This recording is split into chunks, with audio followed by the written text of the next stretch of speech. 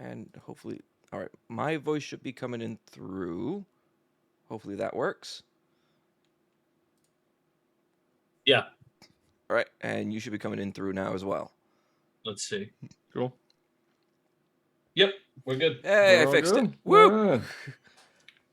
Hooray for Huzzah. tech. Huzzah. I really need to try out OBS a little bit more because I'm using Streamlabs.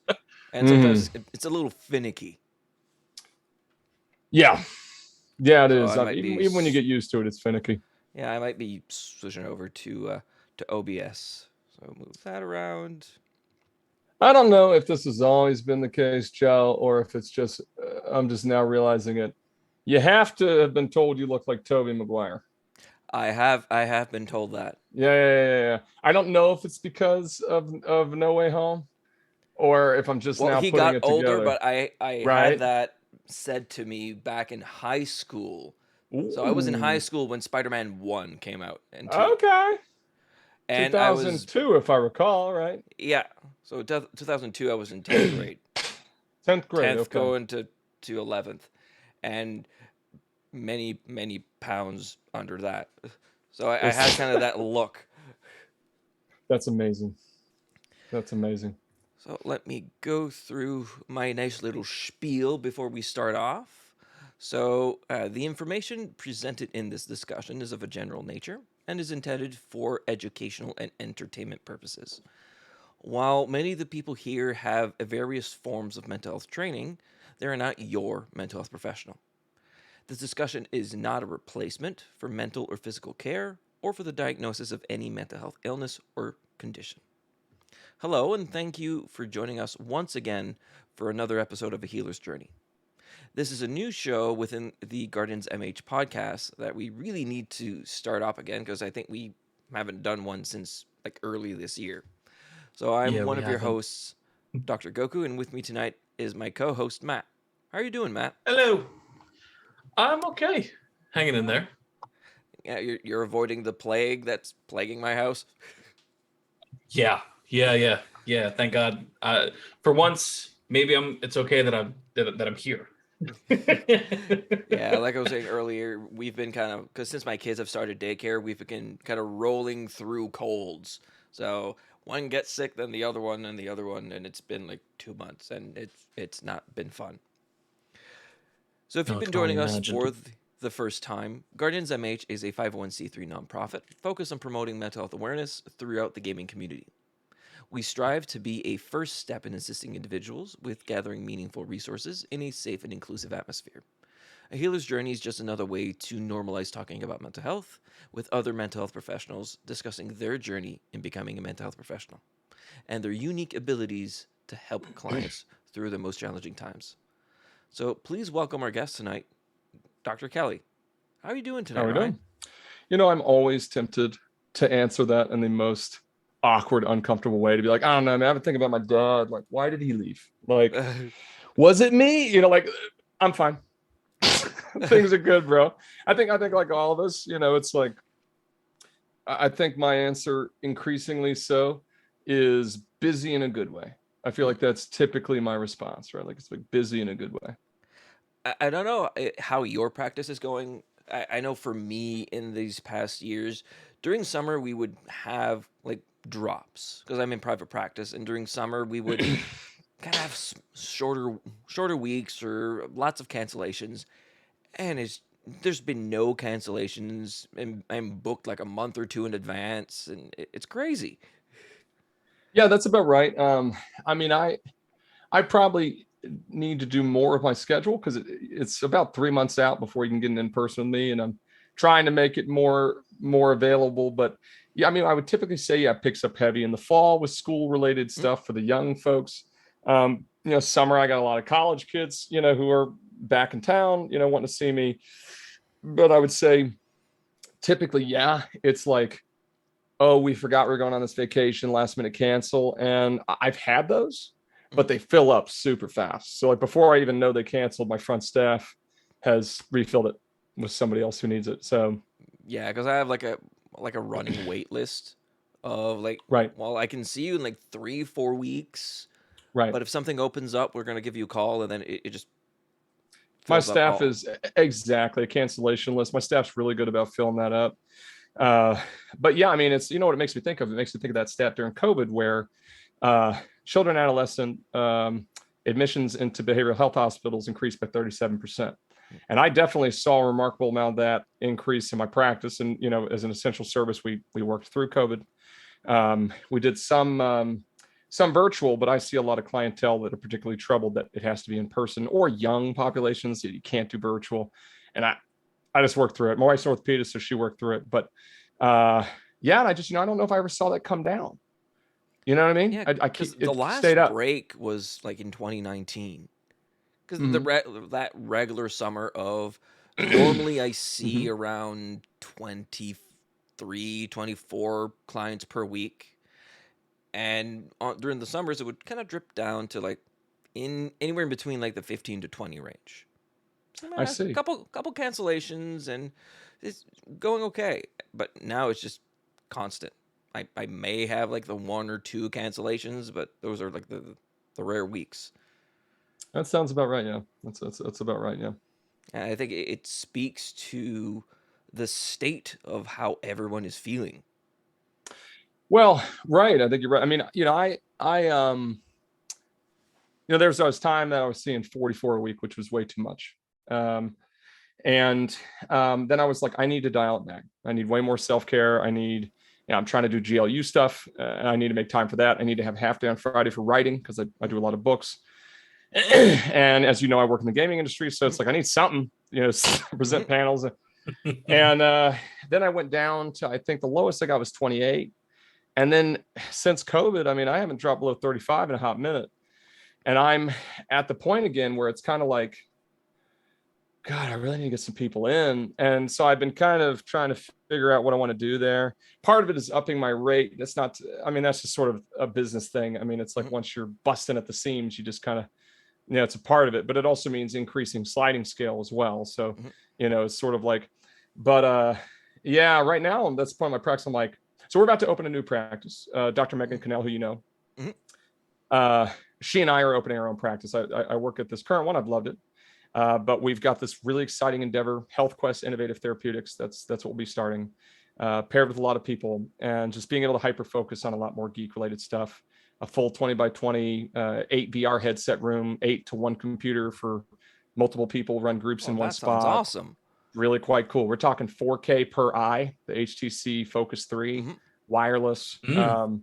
Really awesome. We're gonna have a full D&D room with, you know, faux stone walls. We've got a nice table already made, wood table, you know, like tavern style, you know. And we like where we are, but we really want it to just be super niche to what we love, and then bringing in some therapeutic GMs, you know, having some specialists. And it's going to be a whole health, so we have a prescriber already, a nutritionist, Okay. personal trainer, and then we're going to down the line buy space in that same building to have a gym, and some these kind of things, a one-stop shop, you know, wellness center, you know, upper body massage person that's going to come twice a week, you know, just kind of like, and we're right by a park, so stuff in the field. Megan wants to run LARPing stuff, like therapeutic LARPing, Okay. which is pretty baller in That'd that be field. very I cool. Yeah. just did a class on LARPing with Ooh, therapeutics. I was like, oh, yeah. that's some interesting implications.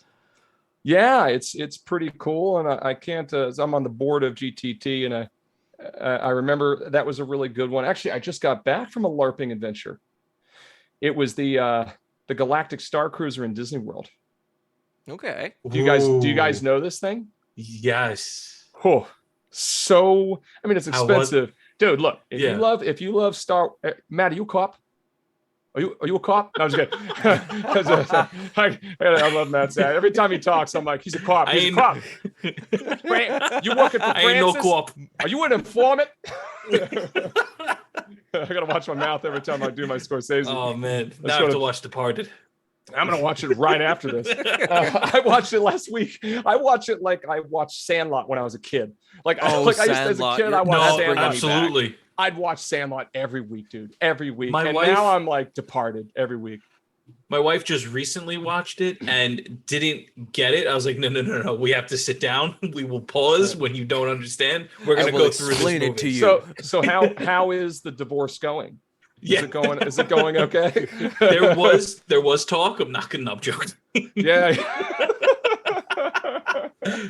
But yeah, I mean, I don't even remember where oh yeah. So Yeah. if you are into Star Wars, which I am a massive fan, I read the comics, and if you are into like getting into role playing, right? Like just you're into like suspending your belief and just letting go and just playing, right? Even as an adult, as a kid, guys, it is worth every single dollar. I mean, and it is very expensive, I will admit, but worth every single dollar, man. I mean, it's amazing. It's amazing.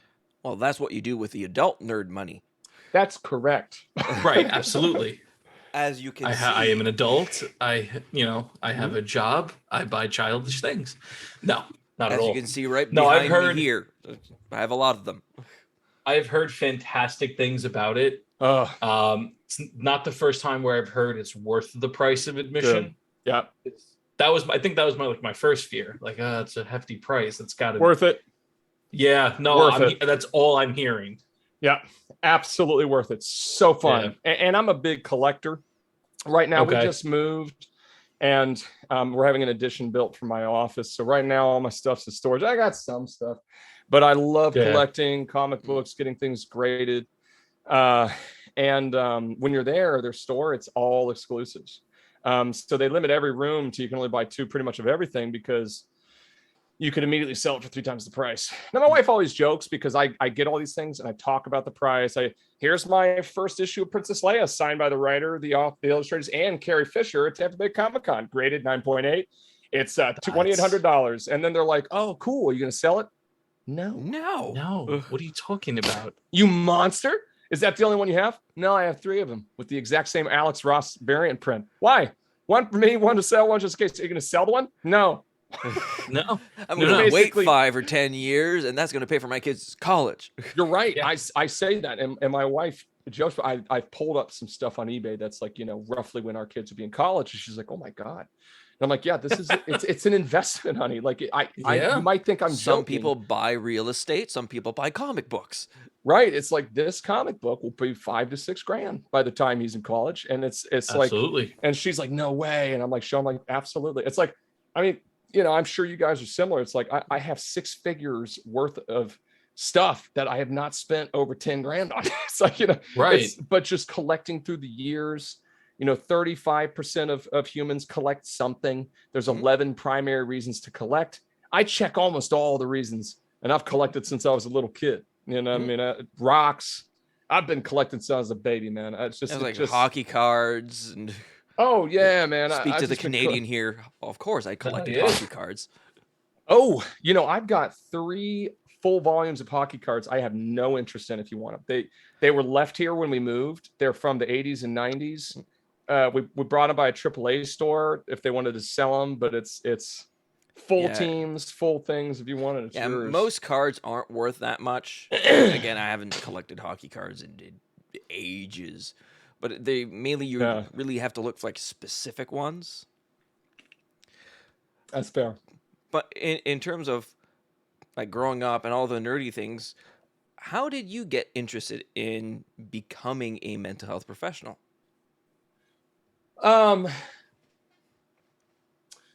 Well, there was a number of influences. I'm trying to think if I could think about the first moment. And well, my first experience with it, my uncle, who I wasn't very close to, but it did affect me just because it was my first experience with death. Death that I kind of understood. I was 5 and I was sent to a counselor, Miss Dino, what's her name? Miss Dino. And who knows if she actually looks like how I remember how she looks. It's probably been replaced with Mrs. Frizzle and all sorts of things. I don't know what she actually looks like anymore. Oh, you're speaking to my childhood with Miss Frizzle there. Didn't they remake the show now? Me too. I think they did, yeah. Yeah, I think because in my mind she was like a dark-haired Miss Frizzle, but I'm pretty sure that's wrong.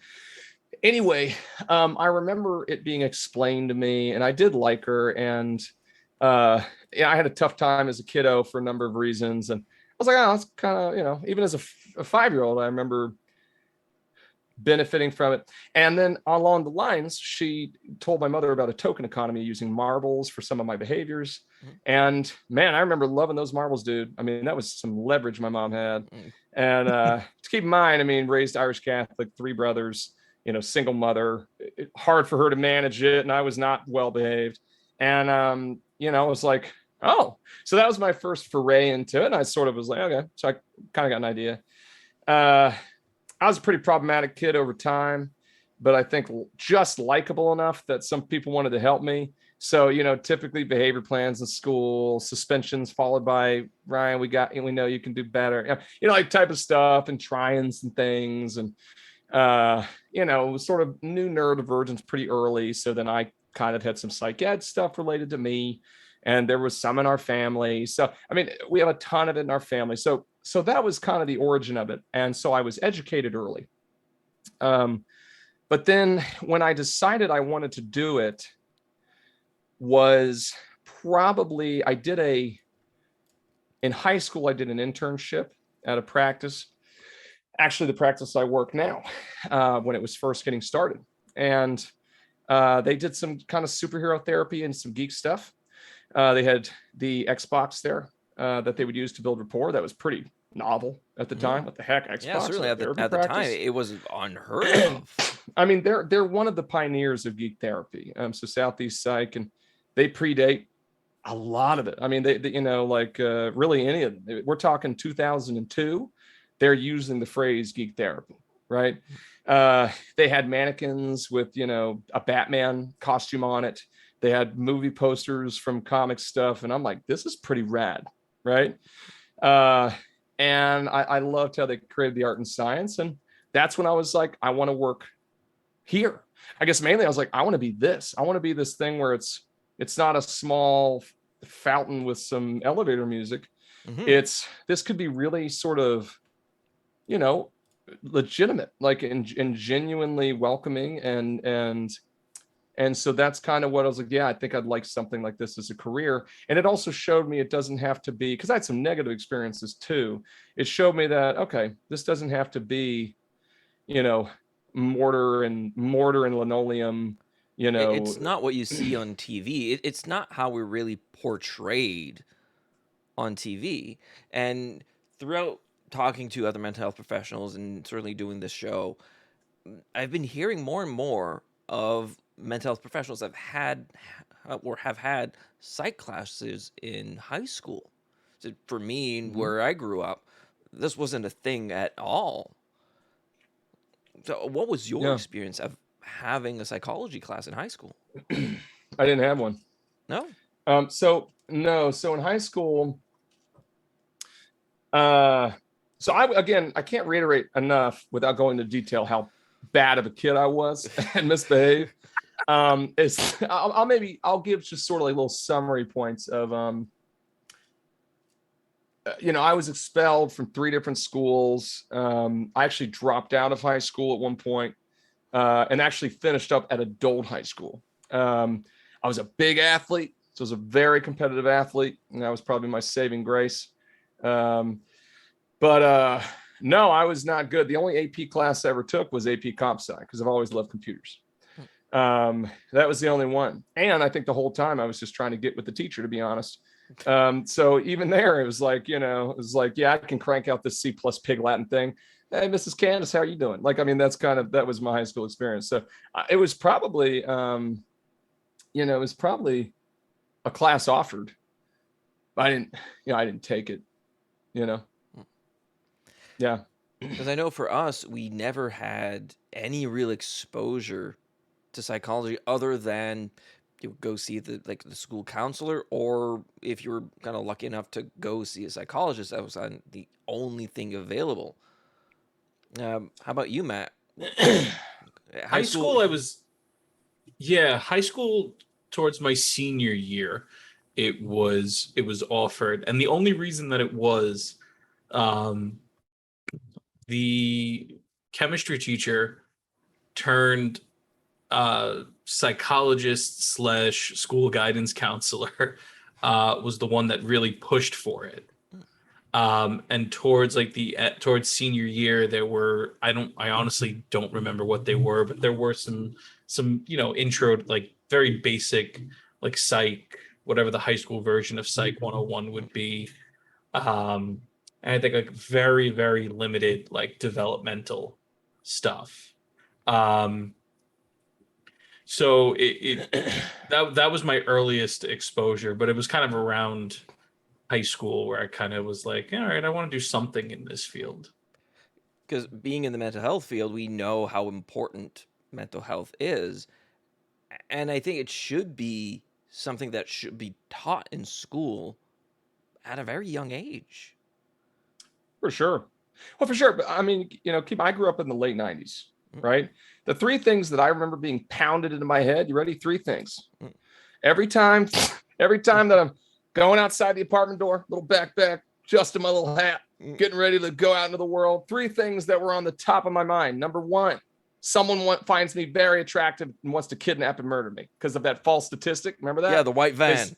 Yeah, exactly. Like there was that false stat of 88,000 kids are like kidnapped a year, and then they found out like 99% of that is like the father or the mother breaking custody agreement, and it's very low. But you had America's Most Wanted and all those shows with the guy whose kid was kidnapped. So my mom, we were latchkey kids, and she was always like, "Just remember out there, people really want you." So every day it's like, today's the day I get kidnapped. No thanks, man, not today. That I'm does not look getting pretty... your candy. Candy, maybe a little bit. But, so number one, that. Then as I walk down the stairs, it's like, and remember, Ryan, don't get AIDS, because that's real. So like, don't get that AIDS, Ryan. Remember what Captain Planet said. You can still drink out of the same water fountain, but don't get AIDS. Wow. And then the third thing, don't you ever throw away a bottle, you filthy. It's like, you recycle. Like it's like those three things. And mental health was not one of them.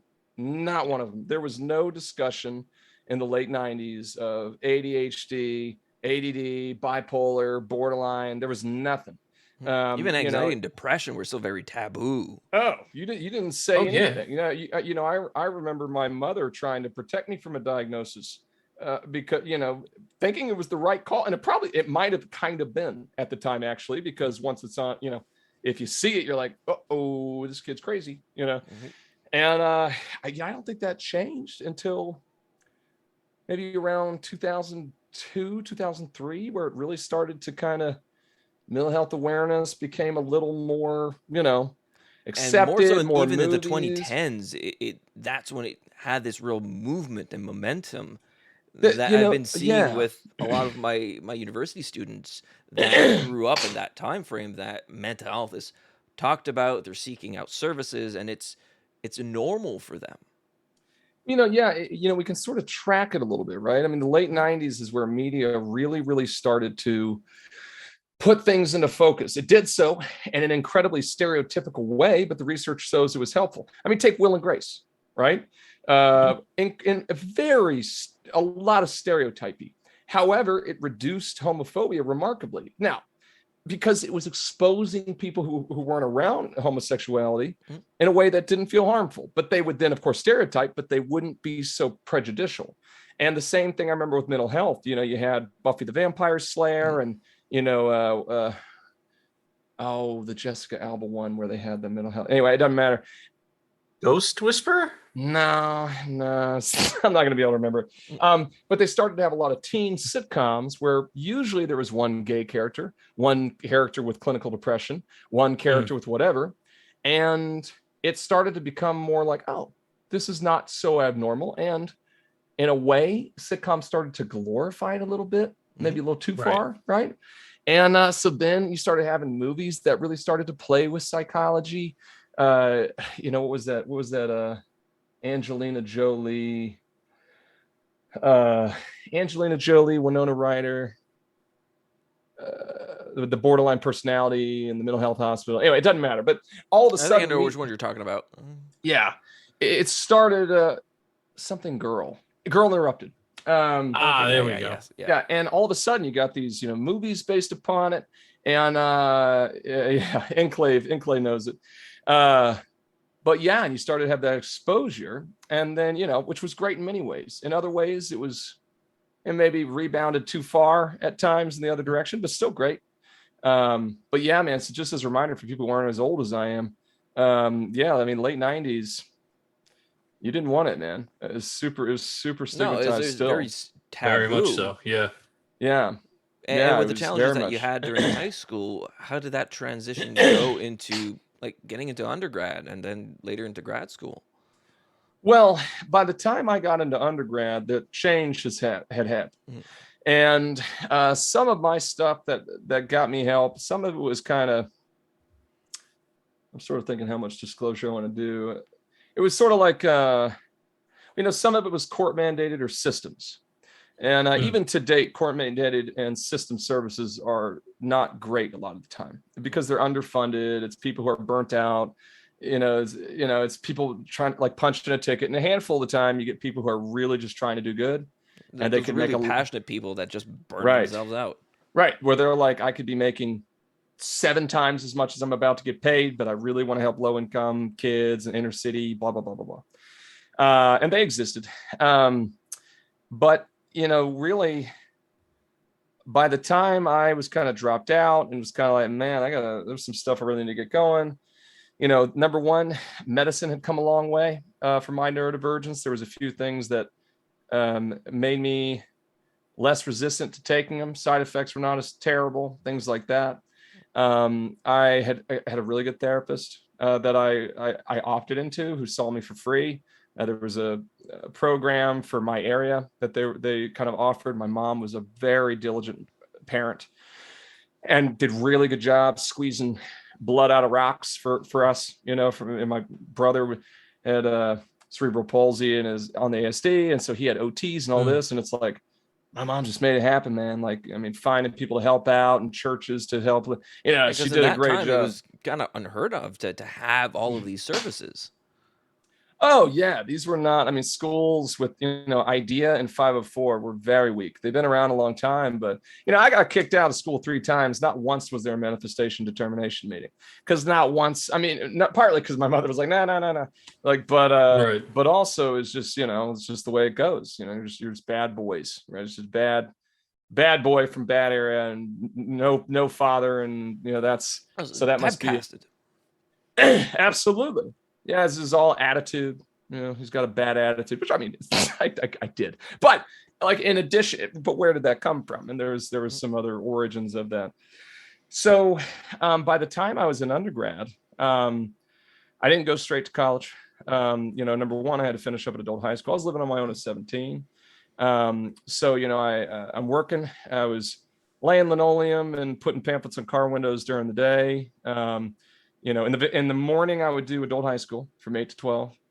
I'd put lay down linoleum as a contractor just whenever I could get a little extra hours. Put pamphlets on car windows and parking lots during the day. Doing my version of healthy, which was still not very healthy, but and then at night I worked overnight warehouse at Target, and then kind of get home around 2 or 3, repeat. Did that for 16 weeks, got my adult high school diploma. Worked a year where I managed, I did a hodgepodge things, managed pools, worked a little bit at the psych practice, just helping like coordinate stuff for them, because I kind of enjoyed that, and just kind of getting the inner workings. And then got enough money and everything, and I was a pretty good athlete, so I was able to get some support there, and went to, my mother's Native American, so I could get some help there too at a Native American college, UNC Pembroke State, way back in the day, and went there, and then worked my tail off, summa cum laude, worked very, very hard, made a lot of connections, and then got into a very, very, very good graduate school. And that was kind of the educational route. But by the time I was in college, I'd had, a good year of help, a good year of solid help.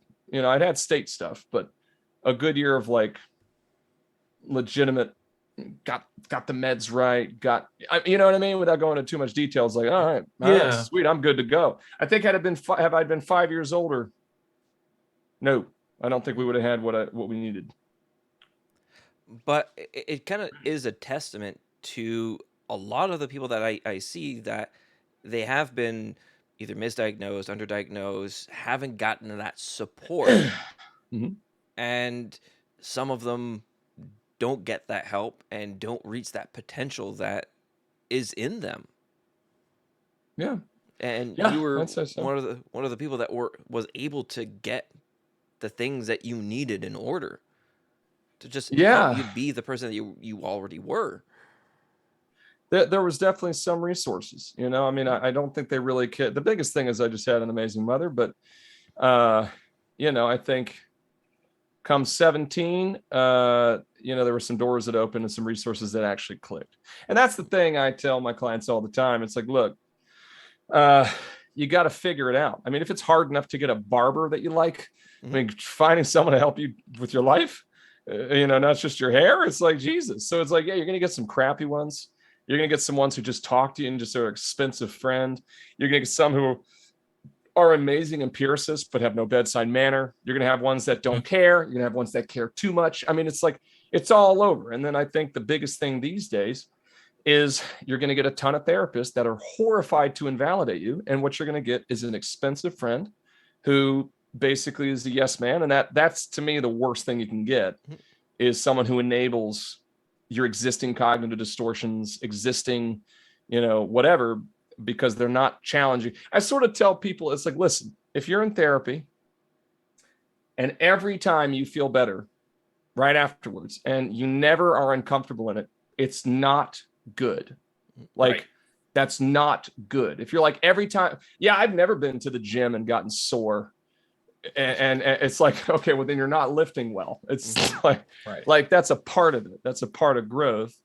And Because yeah, some of those clients that you have the ability to challenge, to me, for me as a clinician, are some of the most interesting sessions that I yeah, know that we've built this rapport, that I know that I can just push on buttons that I know they have to kind of hopefully start that wheel to turn. yeah. I mean, it's nice. Oh, thank you, sweet spooky. I love compliments. Uh, yeah, yeah. Don't encourage me. I'll make everything an analogy just to make you proud of me. Um, I but yeah, think yeah, the idea needs to be that balance between, right, validating, sure, but that idea of challenging is a part of the therapeutic practice. Mhm. When I say challenge, I don't mean throwing down boxing gloves and having it out. Mhm. The the idea behind challenging is to, okay, well, that's a negative thought. Yeah, sure, I can validate why you're having that feeling or why that behavior is coming up. Sure, but that's not going to it's not going to benefit you in the long run, and we have to address that. We have to come up with different approaches, different ways, because that's not going to work in the long run. And I think you're right. And 100%, I think unfortunately that pendulum is shifting to, well, you're not a good therapist if you're telling me that. No, actually, I'm a good therapist by telling you that. mhm, Because so But many unfortunately, there therapists is this. want to be liked by all of right, their clients, and I we're think it's not right. there that, but I to think be there's liked. no, but I think there's also a nature that's kind of coming up, and I'm not trying to go boomer aspect right now, but there is a bit of a distrust I see sort of forming on like social Yeah, media when it comes to mental health professionals. Like, oh, if I say something, I'm going to the hospital. No, I'm going to protect you or I'm going to do my job and make sure that you're safe. But that also does mean that we're going to have hard conversations and honest conversations. Once the therapeutic bond is there, once the Mhm. relationship is there, I'm not going to start swinging for the fences in the first session, but you know, we're going to have to talk about some things, Mhm. and there are going to be some sessions where you may cry, depending on what might be going on, but tough sessions like that, I've always tried to, my primary work has been with kids, adolescents, um, at times adults with substance abuse. But for the most part, if we did have those tough trauma triggering sessions, I'm not going to have you, I'm going to do my best to not have you leave the office in tears and broken. Sure. We're going to try to regroup. We're going to try to reform and come back so that way we can continue to discuss this moving forward. By the way, Enclave just made a good point that meds are the same. You're not going to very, very rarely you're going to land on the right one immediately, and you might need a cocktail in the end. And meds are gosh, those are so frustrating. Yes. It's all never know which one's going to work for what client, and a lot of people, certainly like antidepressants, they stop after like the first week or two because of the side effects. Or take 4 to 8 weeks before you see any benefit from them. Well, right. I mean, if I were to just think of side effects I've had from medicines that might work, but not, no appetite, sleep problems, causing a manic episode, causing a depressive episode, and well, not so much increased anxiety for me. Tics for a long while. Do this with my face. Erectile dysfunction, which, was pretty important as a late teen male, right? I mean, it's like, there's a lot, that exists. GI, I had one that caused a GI bleed. I mean, it's like, and then at the same time, if you're taking meds, but you're actually not in a place where you're ready to change, you're not going to know if they worked in the first place because you're not trying. And it's like, only half of the battle. Right. If you're still pounding blow and smoking weed every day and whatever, and you're taking Prozac, it's like, it's not going to help. It's not going to work. Sorry. It's right. You're not, so it's, Enclave is exactly right. But the thing I've recognized with clinicians, what it reminds me of? It reminds me of, and I might get my numbers wrong here, so someone could correct me if this is wrong. But they APA and most psych groups are very trans affirming, which it should be. The idea that you don't need to contest an identity, a gender identity. It's like, no, let that be. That's good. And at the same time, neurological research, neuropsychological research is like, hold off a little bit though on, we have some concerns about puberty blockers, HIT before a certain age, and certain types of surgeries before a certain age, simply because there's some research that suggests that a brain that's ready for androgen at a certain point that doesn't get it, it's not just about genitalia. There's going to be something that could go awry. We got to figure this out. So there was a document signed in Australia, I believe, by and this is where my numbers might be wrong, I think like 2,000 clinicians or something, that were like, we are fully supportive of LGBTQIA+. We're fully supportive of the trans community. We also are based in empiricism, and we have to do what's evidence-based. And there's some concerns here, medically, of what this will do, and we might be jumping the gun. And they were doxxed. These clinicians, they were doxxed. People called them transphobic. People trying to shut their practice down. And I see a lot of this fear of, if I don't give the diagnosis that this client wants or this patient wants, they're going to say I'm invalidating, and they're going to, say all these things, and I'm worried about it. And there's this great fear of like, gosh, the last thing as a therapist I want to be seen as invalidating. But as Matthew said, there's a great difference between validating an emotion, which we can always do. It's like, what you're feeling, that sucks, right? It's like, it doesn't matter how real how based in reality is, you're experiencing it, and no one can invalidate that, and that's really hard. And I wonder if it's a valid reflection of reality, though, right? I mean, you're telling me this thing that this guy did, and it sounds like you felt persecuted, and like they were out to get you, and you felt oppressed, and you felt targeted, and oh, it's terrible.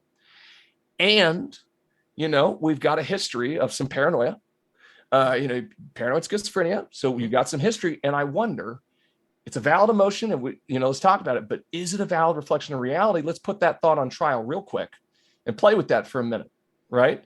I'm at the point now where, when I'm going to do an assessment, I have a conversation with a lot of these younger folks, late teens, about the idea of, now this might come back, where a diagnosis would be very helpful to best understand you and best inform intervention. It also might come back saying, you don't have this diagnosis, but that doesn't mean you're not having issues, and that they're not real, and we need to address them, and that this doesn't mean they're not hard, or you know what I mean? It's not like, oh, you're sad. Oh, I wish I was just sad because I have clinical depression, so mine's real and yours is not. It's like, no, A They still label need is just a help. label. It It's doesn't right. define the thing. But I think what's happened is if you don't have a label, it's sort of trivialized. So there's this like anime OP system that's occurred Mm. where it's like, well, I'm sad. Oh, I wish I was just sad because I'm depressed. Well, I wish I was just depressed because I'm suicidal. I wish I was just suicidal because I'm suicidal and I have dissociative identity disorder. I wish I just had dissociative. It's like, it's sort of like, Yeah. It's kind of and going up that ultimately, ladder. right. And ultimately, they all need help, Mm-hmm. right? But they're like, Right. if I just say I'm sad, I'm not going to get the help or be taken seriously because it's been inflated out there. And so I have to rev it. I mean, how many times have you guys talked to clients who are using language like I'm going to kill myself? And in actuality, what it is I feel so overwhelmed. I All the do time. not feel like I feel trapped. I do not feel like there's an option. And you're like, listen, we got to change that language because every time you say that, I'm going to get an emergency call. And then I'm going to have to ask Right. you those same questions you hate me asking. And then I'm going to have to decide if you're going to the hospital for up to 7 days, which is going to suck for you. And, but we need you to be safe. And so it's like, well, and this is what I hear all the time. It's like, well, I mean, I do kind of wish it would all go away, but I feel like I have to say that because when I've told them for the last month, I was telling my parents that, Yeah, and it's they got like just, the and they were active like, versus passive suicidal ideations. right. And then like for the Most last, of the time, I'm not saying most, but very yeah, frequently, I've had clients with passive suicidal ideations sure. of, yeah, I don't want to die. I just want the pain to stop or this to suck less. Or maybe like, Right. But I I've don't want to kill myself, but I want to die. I wish I wasn't alive, but I don't intend to kill myself or harm myself. Right. It's like, I've yeah, Yeah. I've told clients, like, if you're calling me at midnight and you're telling me that you want to hurt yourself, I said, I can't evaluate you at midnight. I'm tired. I'm sleeping. I have to go with the emergency button because I need to make sure you're safe. So I've said that in the sense of like, if you're truly feeling that way, you're more than welcome to call me and we'll I'll get you to the place that you need. But be careful because that also means, like you said, possible 7 day stay. In New York, it's at least a 48 to 72 hour in an emergency room hold. So let's find the alternative words in right. therapy. Let's find the alternative way to talk about it. The other thing I wanted to say too, I think unfortunately, yes, that whole aspect of like one upping. Well, I have this, because I saw that a lot when I worked in um, uh, substance abuse rehab setting. Oh Everybody, yeah. Testimonial everybody, battles. absolutely. Oh my God, Yeah. it Yeah. was um, at some points hysterical to kind of watch. Have you Because ever that has seen them come back to the mic where one does their oh testimonial, someone else does theirs, they come back. By the way, I forgot to mention, I right, oh also absolutely, all the time, all the time. yeah. But And I then, think it's but with TikTok as well now. Oh, I joined TikTok simply to refute some stuff. but I would also Yeah. say that part of that is a system issue too. Sure it Because when is. I worked with adults as well too, that's more of a maladaptive strategy. I'm gonna say I'm suicidal so I can get in and not be homeless for the night. Right. And I don't say that, sometimes that's said with toxicity, and I don't say that with toxicity. That is that's a strategy that people have Sure. learned because the system kind of made it that way, unfortunately. I've had people come in who said, I just drank, I need detox. When in reality, they don't. They just need a place to stay, or they need, or they need to be seen quicker, right? Because I can speak for New York because that's where I work.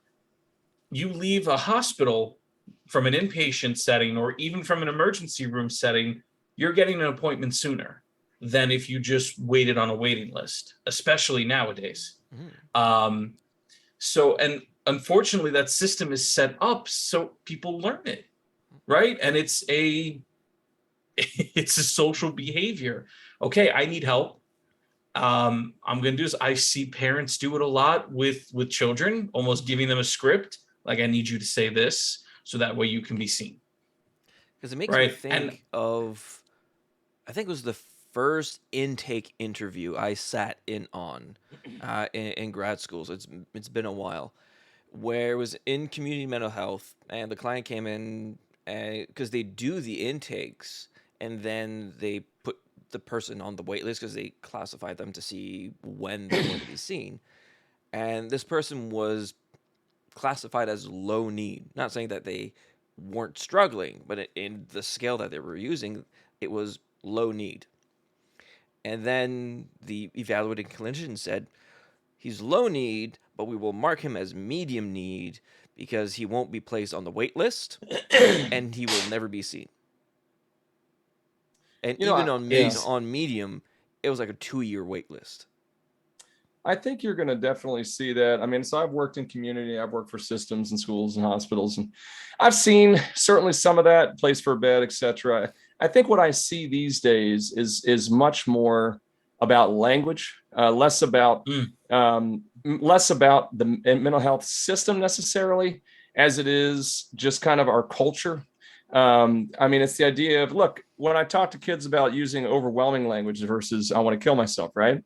Right. I'm also having to have a chat with their parents about how to respond. Because if it's like, listen, mom and dad, if when they're telling you, I feel like I can't do this, I'm so overwhelmed, I'm losing sleep, I just don't feel like there's any hope, why am I even trying?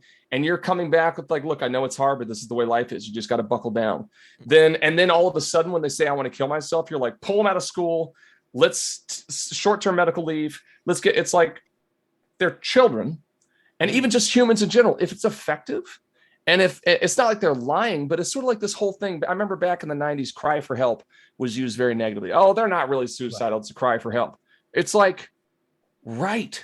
They're crying for help. Let's help them. It's like, let's not hyper focus on that. Dismissing people. Right. It's and like, get why them are we the help hyper they need. focusing on how they asked for help? It's like either they asked in a proper way and they didn't get it, or they don't know how to appropriately ask because of something like borderline personality disorder, or something like they're raised in a culture where emotional language has been inflated, and we use emotional language hyperbolically, and and then that just happens, right? Yeah, I see a bunch of that. And actually, someone had mentioned there's some really good comments from some of these folks. There's one from NCLA: clients who don't want to listen to the therapist are unqualified to do so, in my opinion. Let the expert do the diagnosis and prognosis. I would agree rationally, but I will tell you, there has been a massive influx, and you can see this on TikTok all over the place, of self-diagnosis.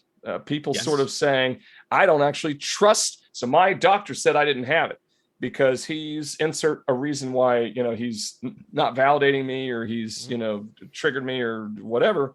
And instead they're like, but so I've diagnosed myself, and they view it as harmless and infinite source of resources, and don't look at all the harm that can cause and how it jeopardizes the credibility of mental health if everybody's saying it. And a lot of the TikTok videos that I've seen as well take symptoms or generalized feelings that many people have and pathologize them, where you don't have all of the necessary context of, oh, you might have avoidant anxiety if you have this, and this. Well, a lot of people have that, but it doesn't mean that they have like social anxiety or avoidant anxiety. There was a study done about 4 or 5 months ago on ADHD portrayal on TikTok, which is by far the most inflated, distorted, description. And it's launched a lot of influencers to fame. I've since connected with many because I grew a little bit of fame on TikTok, though it's an anonymous account, but grew a little bit of fame because I check those. I'll come across those videos, people send them to me, and I fact check them. I'm like, nope, And, the first one was, I had a client who got off his serotonergic medicine that helped a lot for ADHD, and then made a mistake at school. And the parents were like, we haven't seen this behavior since he was on the meds. Kid was like, I got off it. I said, why? And he goes, well, because it has nothing to do with dopamine. I was like, well, ADHD has to do with norepinephrine. It has to do with, serotonin. It has to do with, it's a lot of things. It's not just dopamine. And he's like, well, I like to call it Dave. And I was like, what? Oh, I saw that. Oh my God. So that guy, by the way, blocked me and had this whole rage video on me because I did 2 things, rebuttals to him. One was about Dave, and I went through of why dopamine, attention variability, executive dysfunction was just wrong. and how it's causing harm. And then I screenshotted some stuff in the comments of that video of showing how it's causing confusion and people to reject diagnoses and whatever. And it's getting people off their meds because it's not dopamine. So why would it be on a serotonergic medicine? And, kind of done that. And then the other one, he said, he was joking, but I didn't like the joke. He said, diagnosing adult autism is so easy. All you have to do is, if you are a theater kid who doesn't like to be around people. And I just found that to be really in poor taste when we have a lot of misconceptions of that and how difficult the diagnosis. Well, right, but it's blatantly like wrong, but also kind of yeah.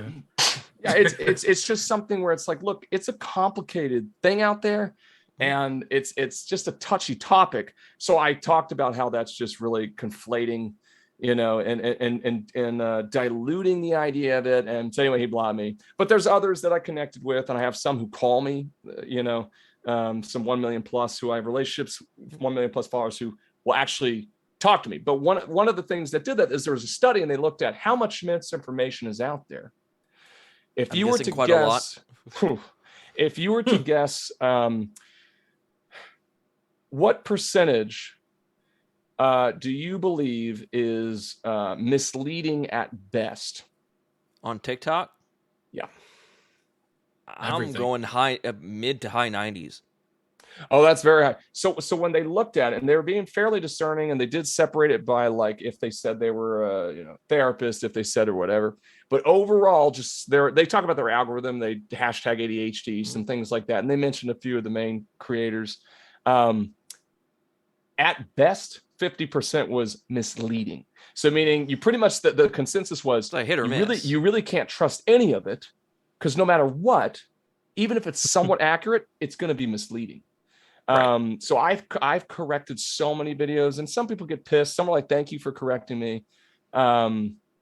But it's you're right. It's like there was one, and then I tore into, better help, Cerebral, of how unethical it was, and it's like, guys, don't do. And then now they're coming down. CVS won't even fill their prescriptions, and so I was big on the front of, like, guys, but they would have those ads to get people where it's like, yep, I over TikTok. Oh, all over everything. It was like, it was like, do you pay attention to things better that you are interested in?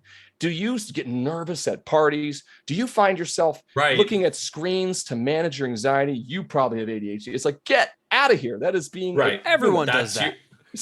I had a finger down challenge once that I did, where it's like, I can't remember all of it, but it's like, finger down challenge. Put your finger down if you're $130,000 or more in debt. Put a finger down if at one point in your life you've been in an SSRI. Put a finger down if I'm naming all these things. If you were either physically or emotionally abused as a child. Put a finger down, blah, blah, blah, blah. And it's like, if you have, 6, 7, 9 fingers down, congratulations, you're an average American, right? And it kind of generated a fair amount of buzz, because everyone's like, oh my God, this is me. What's happening? And it's like, there's like this myth that there's these correlation is not people causation. whose lives are perfect simply because they're not neurodivergent, and then neurodivergents, all their lives are terrible simply because they're neurodivergent. And it's like, neither of those are true. You're looking at it in a vacuum. Neurodivergence isn't even the primary predictor of life prognosis. It's like, it's a big one, but it's like, what are we doing? What are we doing out here? And that's been a big frustration for me over the last year and a half, 2 years. And it's been this movement, certainly in the past 2 or 3 years, certainly with the pandemic and kind of the uprise of TikTok. And it's not something that the mental health field is really prepared for. We're not equipped for it, because not many mental health professionals are on these platforms sharing the information. They are still kind of stuck in the Stone Ages as to how we deliver information, and school has not prepared us for how things have changed and evolved. Well, no. So there's also an issue too, right? Where some of us can't, depending on where we work. I know for me, with where I work now, not that I'm not allowed to have a TikTok, not that I'm not allowed to do stuff like this. but there is a line that I have to be careful of for job protection. And I know I'm not alone when it comes to that. For those who work for, whether it's city, whether it's just corporations and things like that, they have to be careful. And even in private practice, people want to protect their license. Right, exactly. So, and I think so a lot of it does go a bit unchecked, or there's not enough out there. And also because too, it's a let's also be honest, it is a much younger generation than us here, no offense guys, that is utilizing You're the young TikTok. one here. I mean, I'm 31, so it's not like but the younger generation that's utilizing it is just starting to learn about this. Is just starting to learn about mental health and starting to learn. And unfortunately, it's that grasping for an identity, right? When we go back to just adolescent development, we're looking, we're searching, we're separating from family, we're separating from parental figures and forming our own identity. And when we find a group that somewhat looks and sounds like me, I am going to run with it. And it, just like you said with the guy who came up with that acronym, Dave, I knew exactly who you were talking about. Connor DeWolf. Yeah, I don't mind using his name.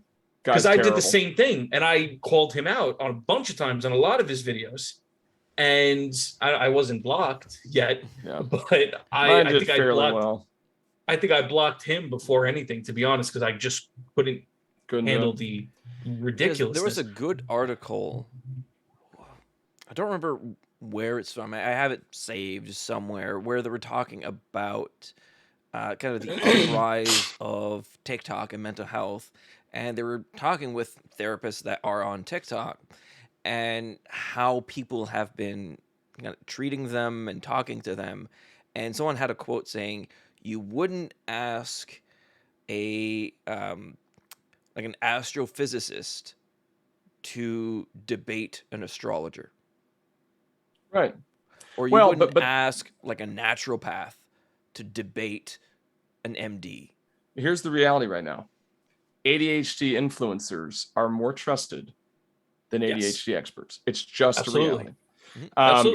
My whole foray into TikTok, it actually started off, my wife's an orthopedist. She'd come home, she's on TikTok. I'm making fun of her. It's like, what the hell are you doing on TikTok? Like, you're too old, bro. Like, it's like, you got kids, we got things we need to be doing. You're sitting there, and she goes, "You have no idea how good this algorithm is." And I say, "I'm sure it's very good, but it's very simple. Short form video is very easy." I was like, if I was on TikTok, I could get followers super fast. She goes, "No, you couldn't." I say, "Yes, it is. It's short videos that generate either sensory bombardment or high emotional loading or whatever, and and that people relate to." And she goes, "Well, then do it." And I was like, "No." And then she was like, "Yeah, because you can't." So I dare you. I'm very defiant. It's the triple dog dare. So I did. The bet was I can get to 10,000. Triple dog dare you. The bet was I could get to 10,000 in 3 months. I got there in 2 months. And it started off just doing it because that's like partner basically. It started out me doing things just to generate excitement, right?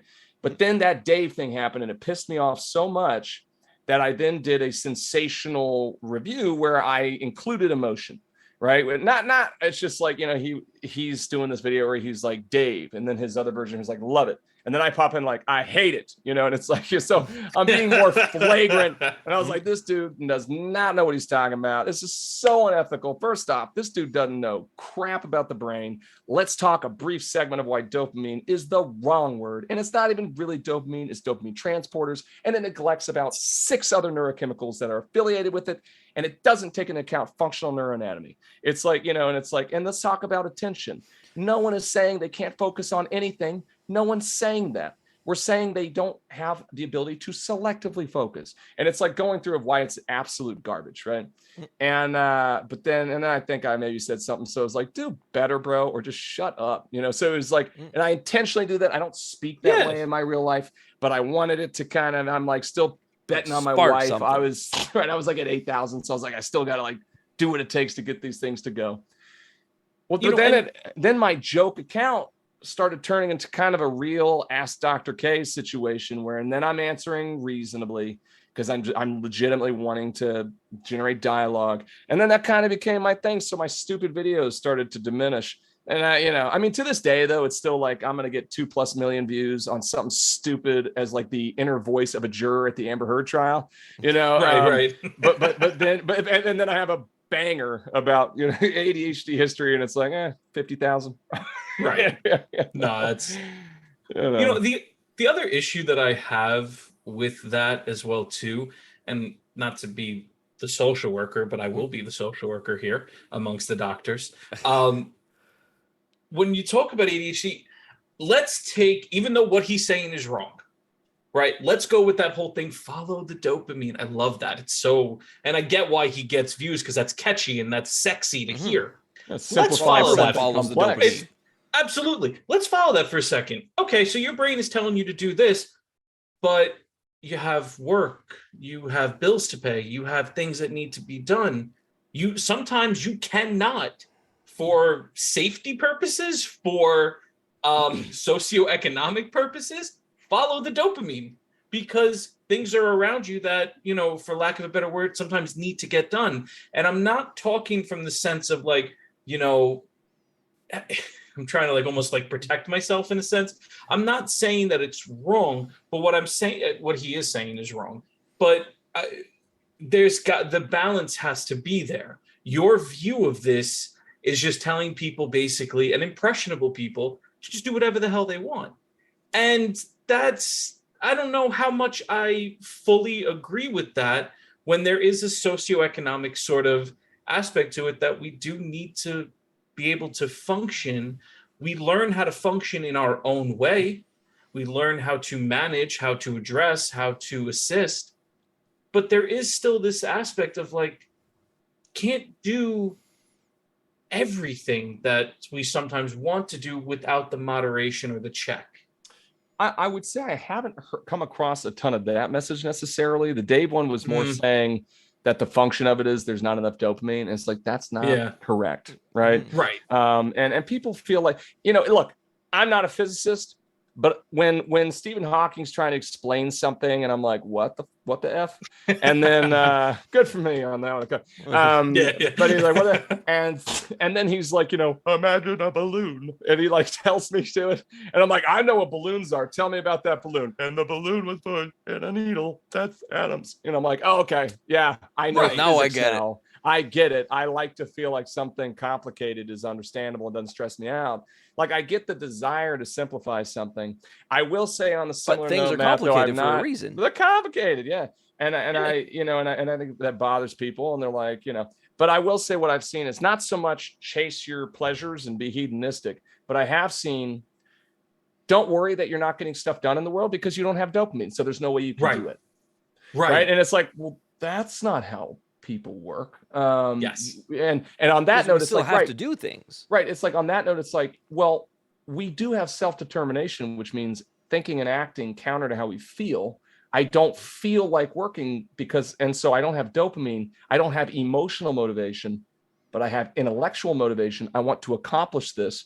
And I have behavioral habits that I can engage in without having dopamine make me feel great about it. And then as I do that, then the dopamine will come. We don't always have to wait for a surge, And so this neurodeterminism that everybody thinks is the way the world should work, in my opinion, it's actually worse than believing in a theistic fate. It's this idea that if I don't feel it, then it's not my fault because I didn't feel like doing it. So I can't because I don't feel it. And it's that's not how that works. And the way I'm kind of seeing this and kind of how I'm looking for the newer generations of the newer mental health professionals, because going through grad school, I think we're all taught in a similar way, but the field is changing and the population is changing again with TikTok and the surge of this information and misinformation. How do you feel that universities and psych programs should evolve with teaching new clinicians? I mean, look, you always follow the empirical evidence. But I think where it gets more complicated is how are those studies being done? How are consensus being drawn? I see people, well, even in our field, right? I sort of refer to, you have the moral panickers who say video games are all bad, but then you also have 8-bit knights, is what I call them, where they'll snag any research that says games are good, and you're like, that's a pretty crappy study, actually. And then they'll instantly reject anything that says there might be problems. You're like, that's a pretty robust study that we have to consider about problematic gaming, right? And it's like, so we're really very, very selective. So I would think the only thing I would say is that there needs to be a very strong push towards how to manage our confirmation biases, sort of our subconscious biases, how to manage data, collection and consensus. There should be more of a push towards designing studies, disproving your point, which is kind of the null should be the way we do it anyway, as opposed to, I think this is the case. This is going to be significant. Let me do it so I can get it published. Like, there's definitely an issue. And then this whole pay to publish situation. You guys know about this stuff? Yeah. It's insane. That should not be allowed. You should not be able to call a peer-reviewed journal that you can pay to get it. It's like, what? Anytime I see that, I throw it out. Information, it's stupid expensive to buy one article. I think I was researching the other week. You had asked for an article, Matt. And I did, yeah. And I was looking at the website. It's like, oh, okay, it's like $50 for like the one article, or $350 for that one journal. Like, what the hell? As a clinician, what's nice is you can really, even if you're just lightly affiliated with the university, you get in on their thing. Yeah, that's what I do. Or like, there are some states like Washington, for example, I think you pay $250 for the year, and you get access to EBSCOhost and all that stuff. Yeah. So there are ways as clinicians, but if you're thinking as an independent person that you should be finding out, do I have ADHD? Yeah, you're not going to be able to access. There is going to be a bit of a barrier, and I'm not sure if that's right or wrong. I just think we're getting to this thing where everybody's a Google expert, and they think, well, I went through a DSM checklist and I didn't understand the nuance, and I related to that, so it must be it. It's like, yeah, but the only way we would really know, even a clinician, is to do, if it's ADHD, let's say, to do like a Connors CPT and a report scale to see, yeah, you relate to it, but to what degree? Because a lot of people relate with that. You have the corroborating information, and then you have the clinical observations. It's a lot. Relevant history. Right. One of my TikToks, I brought him in. I said, here's what it's like to get a formal assessment, and here's what it's not. Clinician armchair, like, you're pretty distractible. You have ADHD. It's like, no, that's not right. It's like, so we're going to start off. Here's a Wechsler. Here's IQ, and here's achievement. We're going to look for cognitive efficiency deficit, but that's not enough. Then we're going to get you standardized scales from you and one or two people who know you in 2 to 3 different domains, but that's not enough. Now we're going to do a continuous performance task.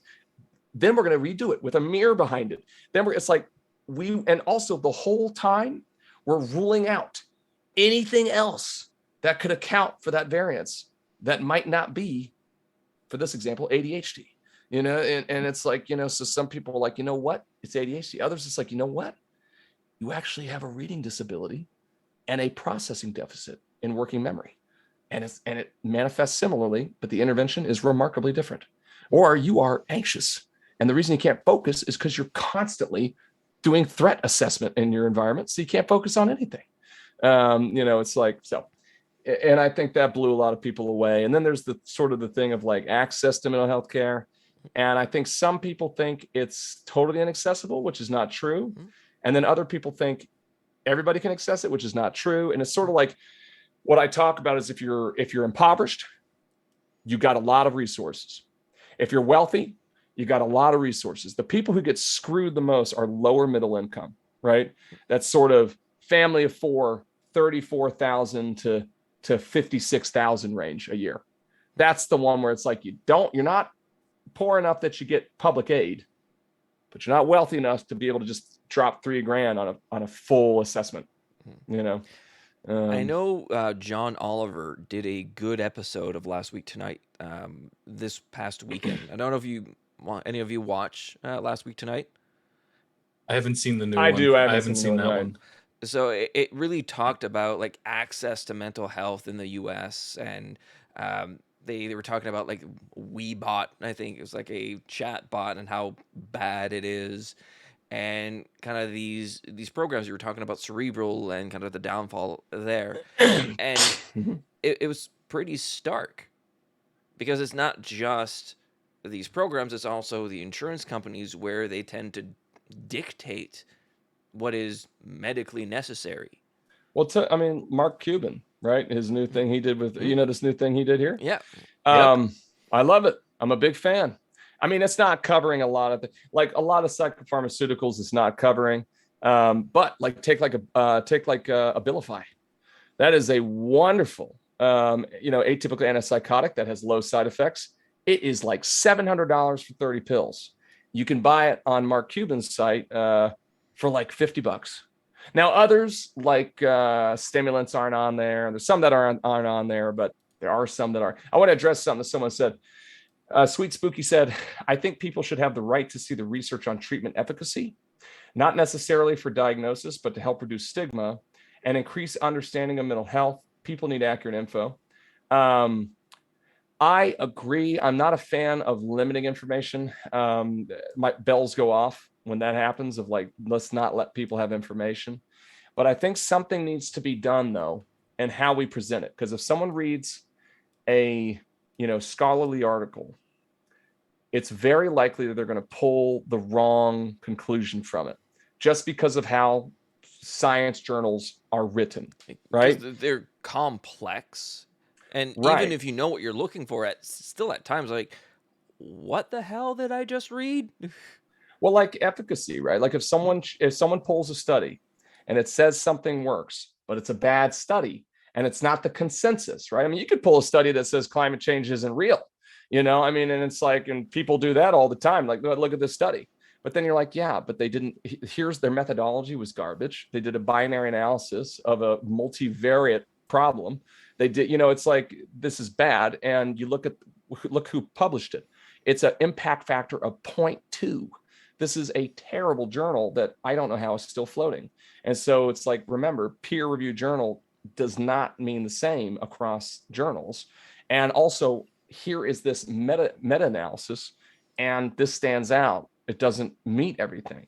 It's like there's a lot that goes into it. So what you want then is you want someone to create a consensus for the public. And I think we're failing to do that well because news outlets pick it up and they do a terrible job. They pick something shiny and like one for video games I remember is video games are no more harmful to kids than potatoes. And it's like, well, that's inaccurate. That is not quite right. I mean, I'm not saying video It's games are missing bad. nuance. It's right. Number one, the stat they pulled is not even a stat of how much impact it has. It has a stat. Well, we won't go into the specifics of that study, but it's something where that's what's pulled, and that does two things that kill me. One, for people who already believe video games are bad, they're going to look into it and find out that that's an inaccurate depiction, and they'll say, "See, they're lying." And two, it's going to make parents think they should not moderate their kids' gameplay at all, as much as they should their child's intake of French fries, And it's like, well, that's not good either. So I think a big problem is we need to do better at journalism of getting good consensus about things. And I think the frustration by laymen is no one's doing that. I guess I'm going to do it myself. Yeah, And I don't and it's blame them, something that you mental health know. professionals have typically not been very good at. Is we can do it on a one-to-one basis with a client, but bringing this information to the masses, certainly with TikTok and Instagram and social media, of bringing this information, but not many clinicians have kind of gotten into the field because it's one, time consuming, and it's taking time away from them seeing clients. Yeah, and it's hard to build up a following where you're actually making an impact while maintaining, let's say, a practice. Sweet and Spooky said, true. And like you said, with transgender research, people can interpret it differently. Yeah, I mean, I think there's a big discussion on the ethics of what type of information do you release and do you not. I'm conflicted. I'm a little more on just release information. But then there's an idea, and Neil deGrasse Tyson talked about this maybe 6 months ago on Shapiro's show.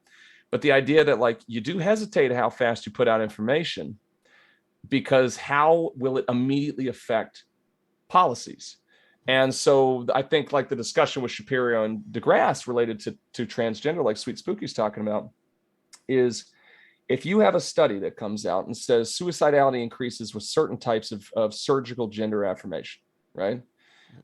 It's like, okay, maybe in some contexts, but this is not something to make a policy on, because there's many studies that sort of contest that too. So hold up.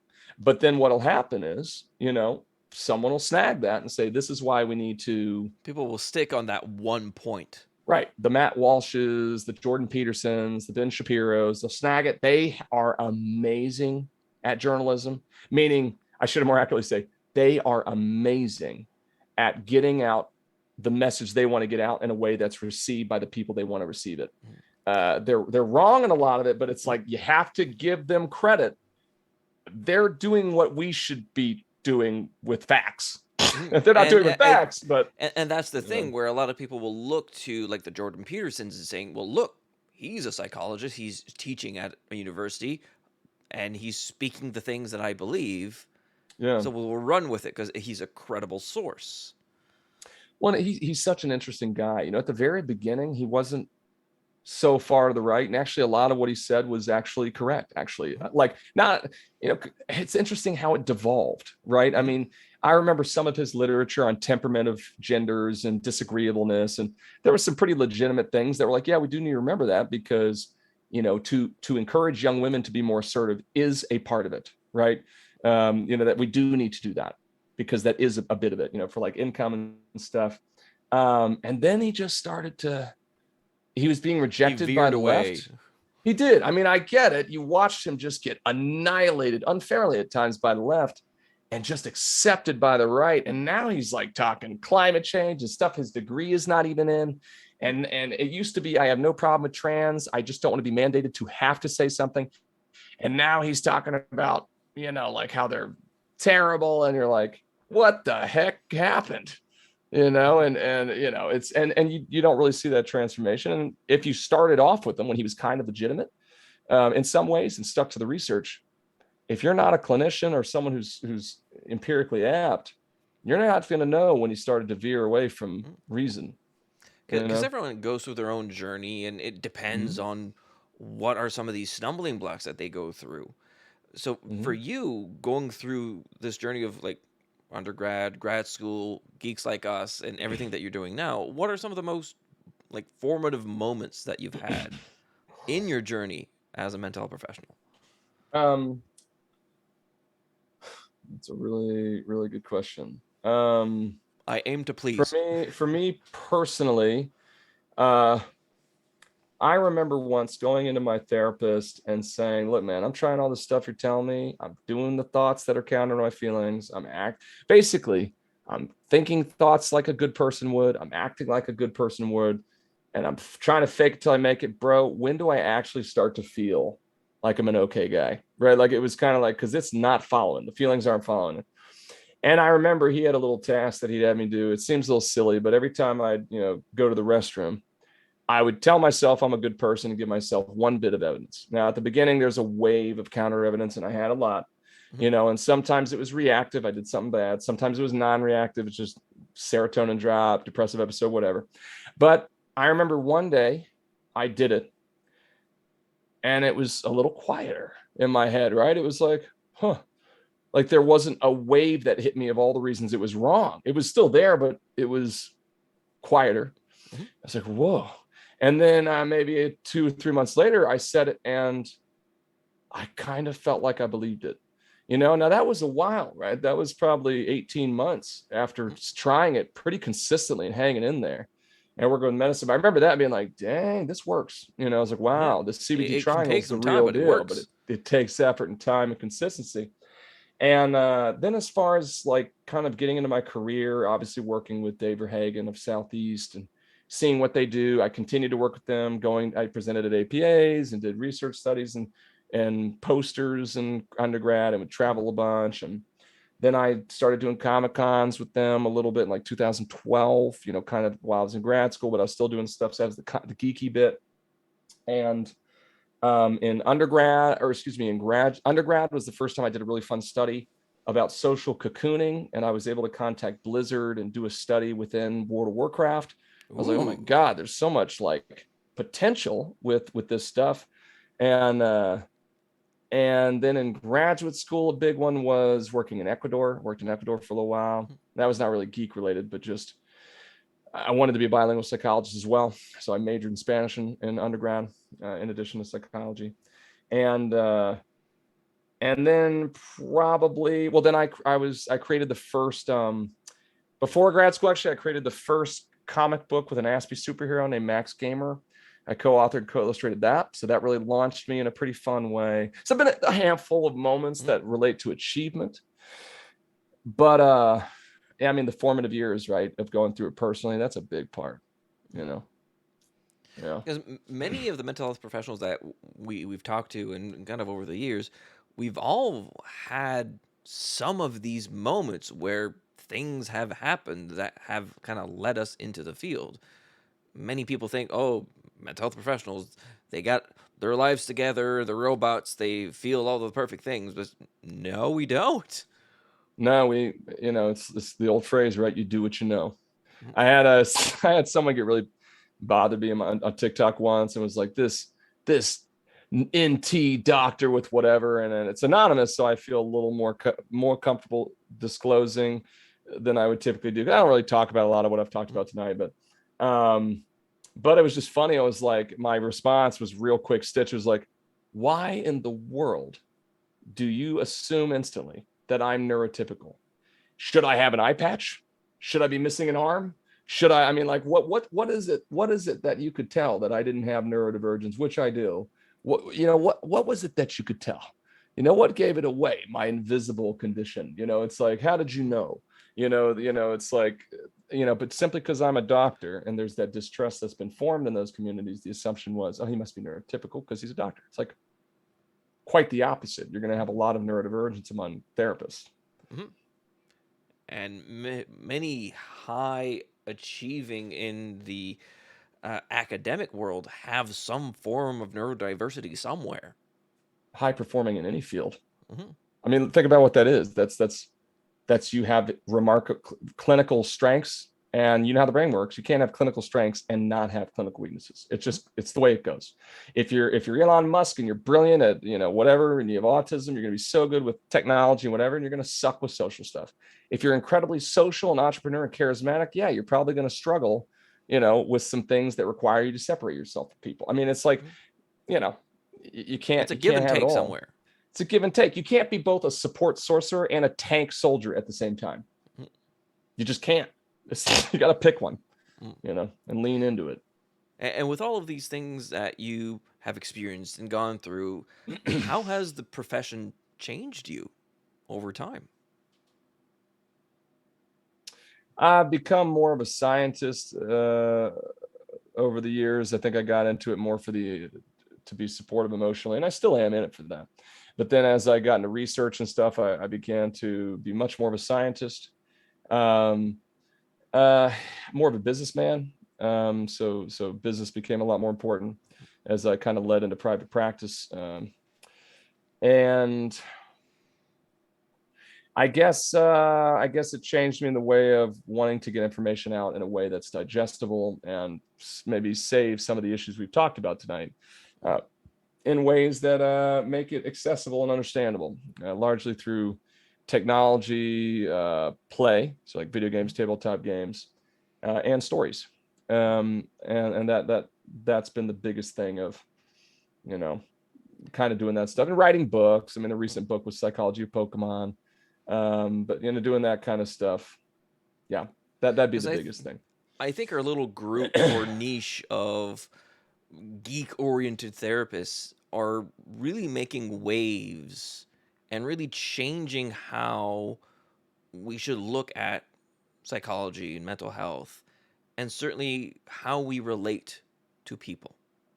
Because I've had so many clients where they've went to see a therapist and they said, "Oh, well, I play video games and I watch Twitch." They had no idea what Twitch was, and then saying, "Oh, I play like 4 or 5 hours per night." It's like, "Oh, that person has a video game addiction," and automatically kind of typecasted them as, "Well, this is the person, and this is what we're going to do."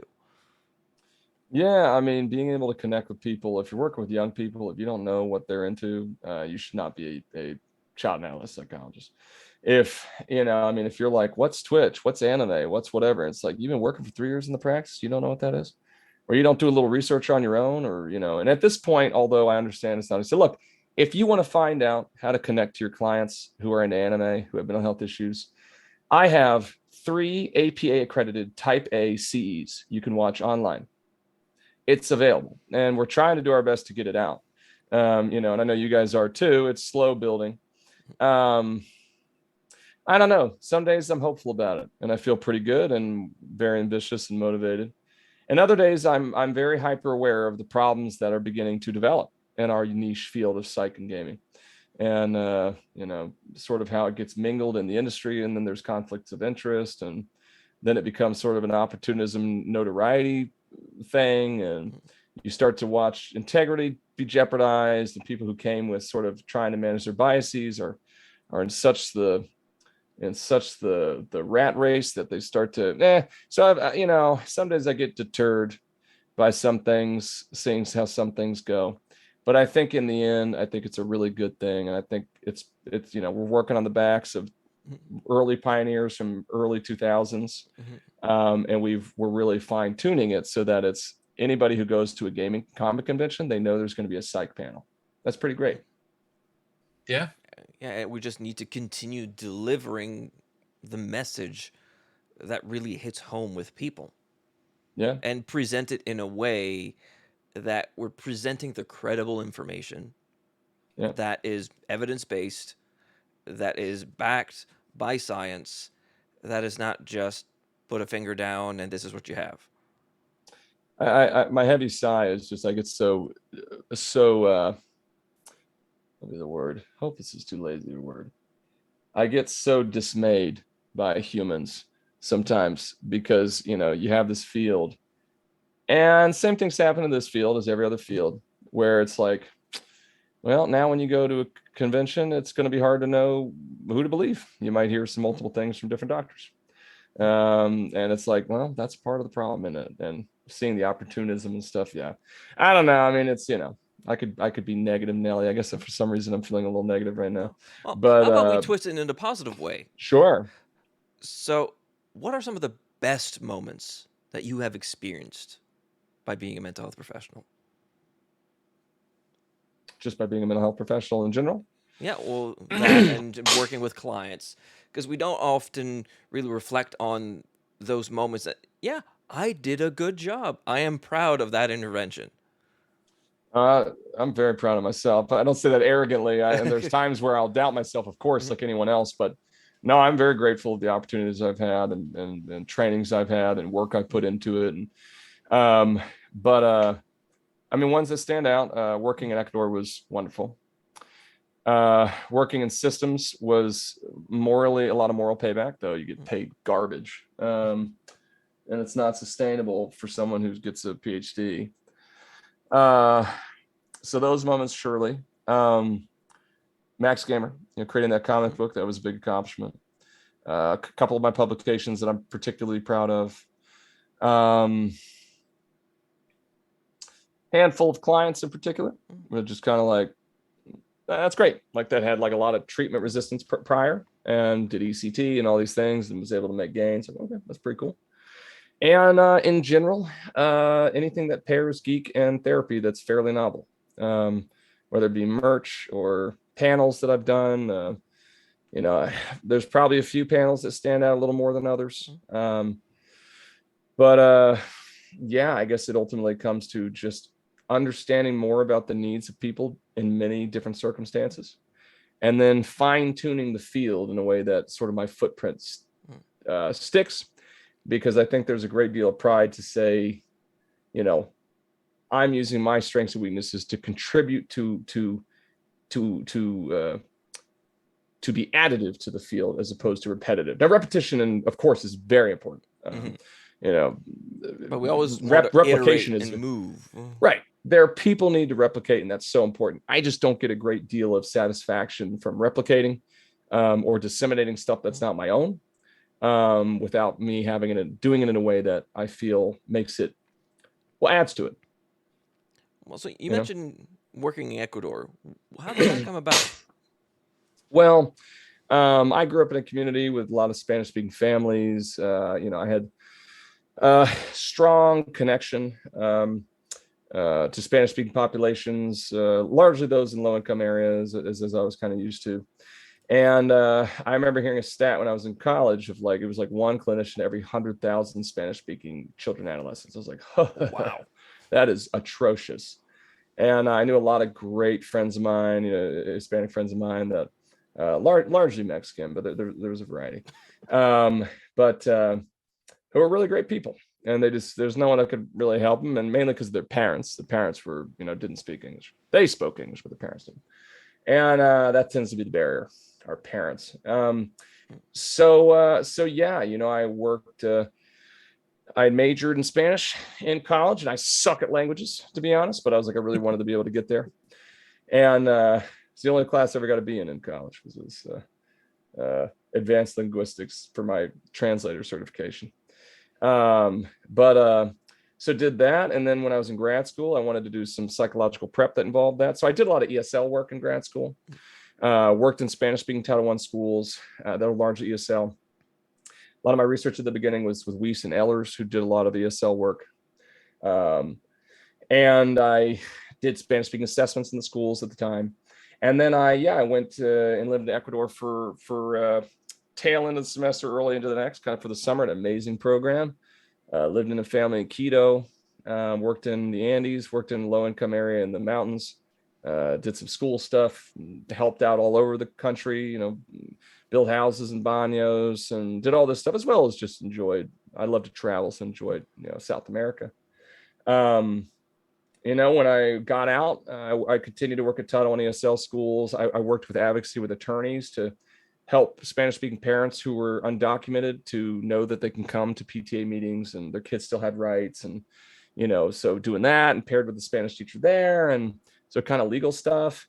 You know, kind of continued that route. And then I've fallen away from that as I focused on geek stuff. I still see sliding scale Spanish-speaking youth, and that's still a place for me. But as I'm more niched into geek and gaming, and it's just, you can only really have one. I threw myself into it for a long time, translated a bunch of stuff for people, presented at World Health Organization in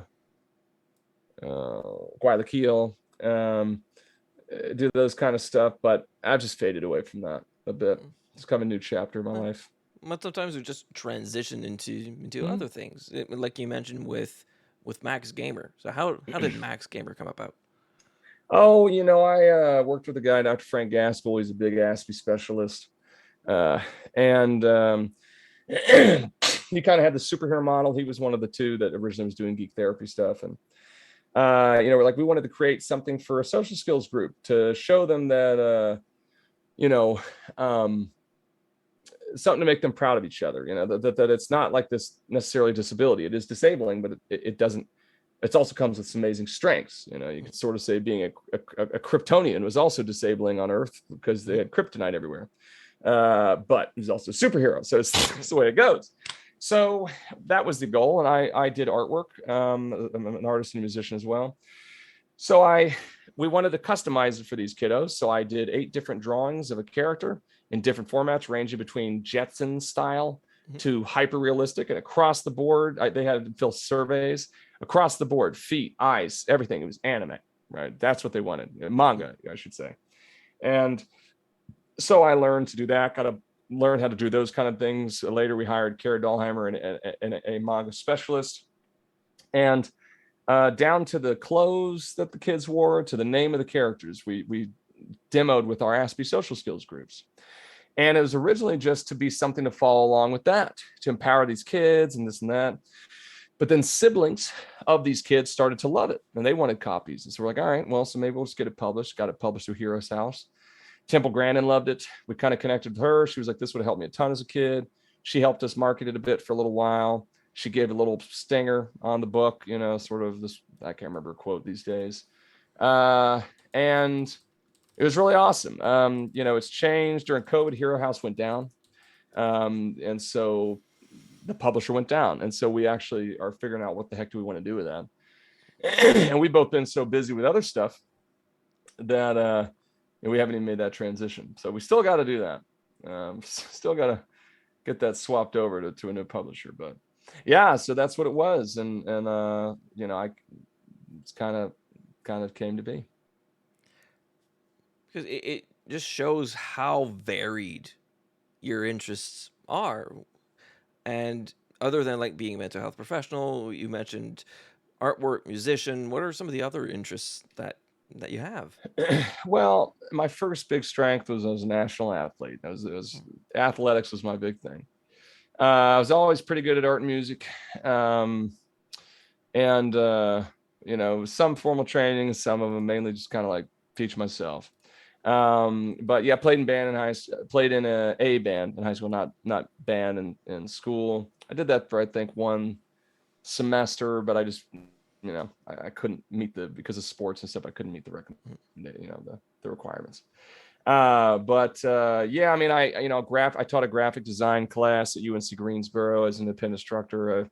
You know, a lot of self-taught. You know, the big thing, to be honest with you, you know, I'm definitely a jack of all trades guy. I don't get like I was never going to be a D1 player. I knew that.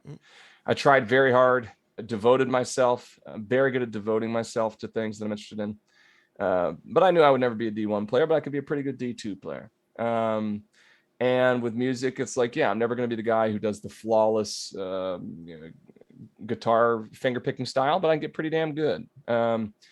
But yeah, athletics, sports, lifting. I was a personal trainer before I was a psychologist. You know, I mean, I feel so like, you know, self-aggrandizing, but I've always been okay at a lot of stuff. You know what I mean? My mother raised me with she was very hands-on. She always had us drawing and doing music. My mother's very talented. We got a lot of mental health issues in our family that lead to being very creative and very good in many ways, but struggling with a lot of other things too. It's kind of a lot of that in our genetics. A lot of musicians, a lot of artists, a lot of doctors, a lot of highly intelligent people. Also, a lot of people who've died by suicide. A lot of people who've in jail. A lot of people. So it's just the baggage, man. I mean, it's kind of that give and take. It's the give and take.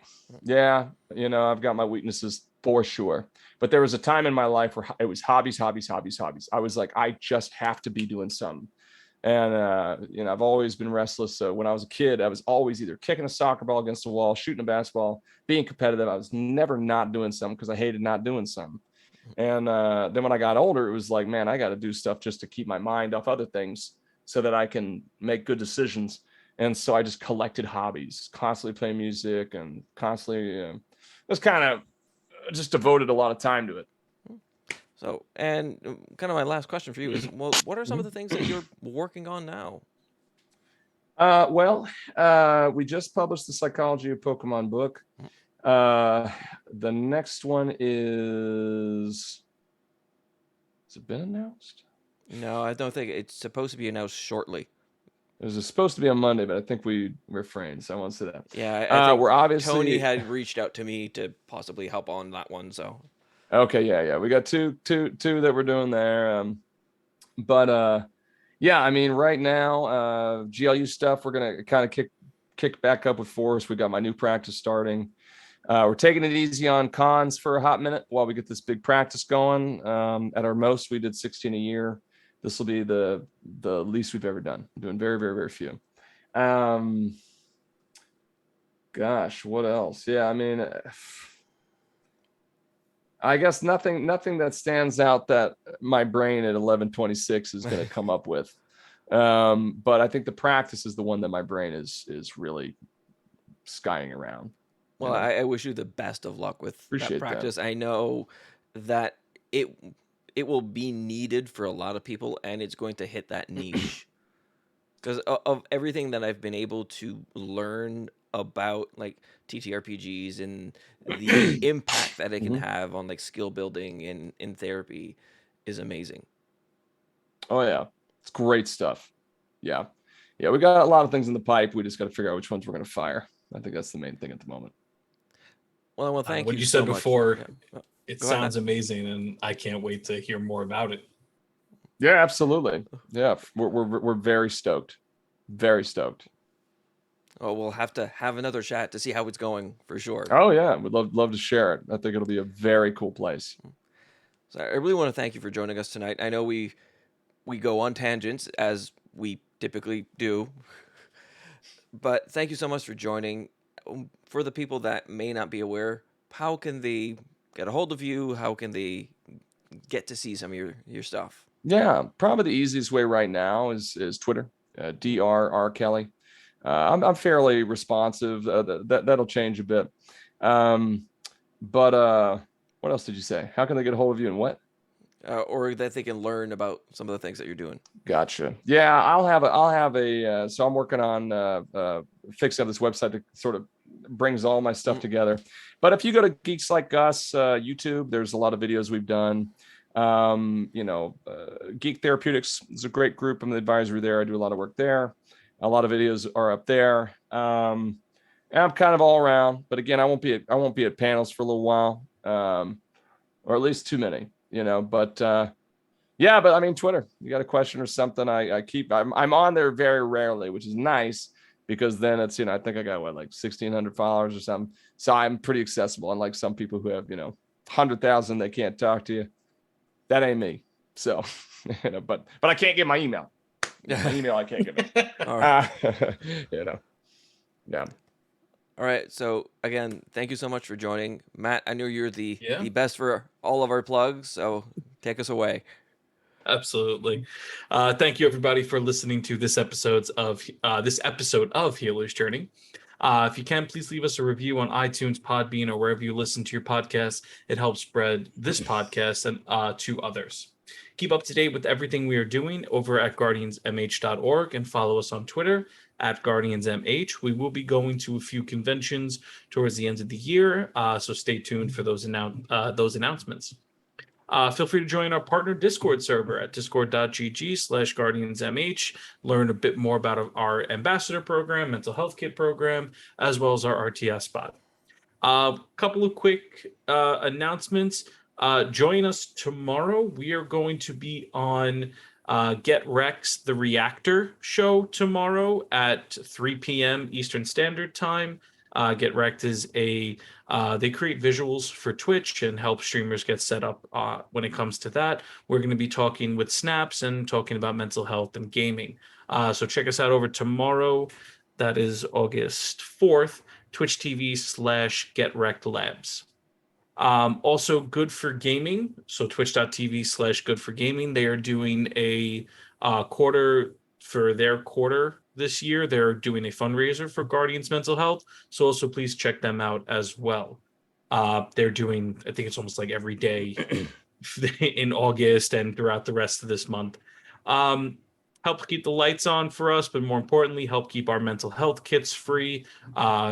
If possible, feel free to donate over at tiltify.com/guardians. If you're not able to donate, that is more than okay. Feel free to share that link with everybody.